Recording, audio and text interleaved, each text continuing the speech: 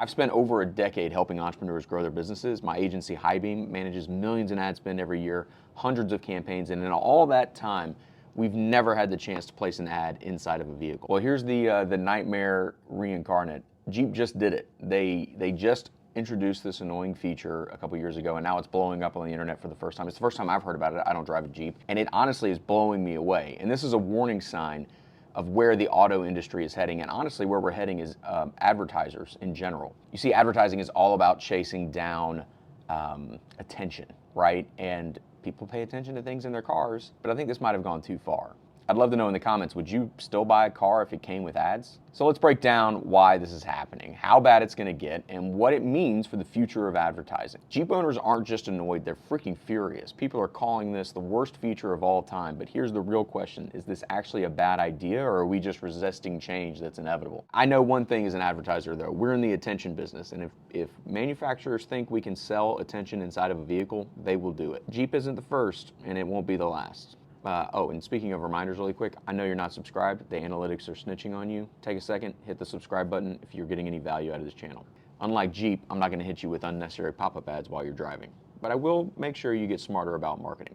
Why are car companies doing this? Why do they need this money? Simple. They're just not selling cars anymore. They're selling experiences. Car companies used to make their money by selling you a car. End of story. Very simple business model. But now, in a world where they're trying to make as much money as possible for no reason other than they can, they've realized that the real value is in monetizing the software that's actually inside of the car. In fact, the CEO of Stellantis, Jeep's parent company, said that they plan to make $20 billion per year from software subscriptions by 2030. That's insane. So let's be real. This isn't just a bug, it's the new business model. And I'd love to know what happens when car manufacturers start locking basic features behind paywalls. You know, want heated seats, $10 a month. Want to remove ads, that's an extra charge. So where do you think this is heading? How far do you think it's going to go? Drop your predictions in the comments below. So what does all this mean if you actually run a business today? Right now, the good news, it means nothing. But here's the thing, we've seen this happen so many times before. Every time a new ad platform launches, people react the same way. At first, they're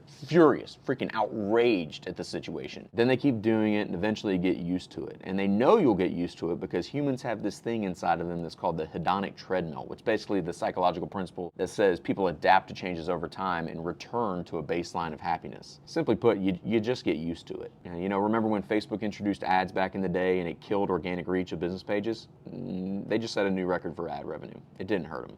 Listen, I think we can all agree that no one is excited for ads to interrupt your driving experience. That just sounds downright dangerous, and I'd be shocked if the government doesn't step in and hopefully regulate this experience, because nobody needs more distracted drivers. I don't need you trying to swipe away from a McDouble ad from McDonald's while you're trying to avoid me and my kids in my car. But what about if you could make ads that people would pay you to watch? That'd be crazy, right? And that's what I break down in this next video. I'm gonna show you the secret that Gordon Ramsay, the master chef himself, uses to sell $55,000 a day of just one single dish. It's a lot of freaking money. How much money is that?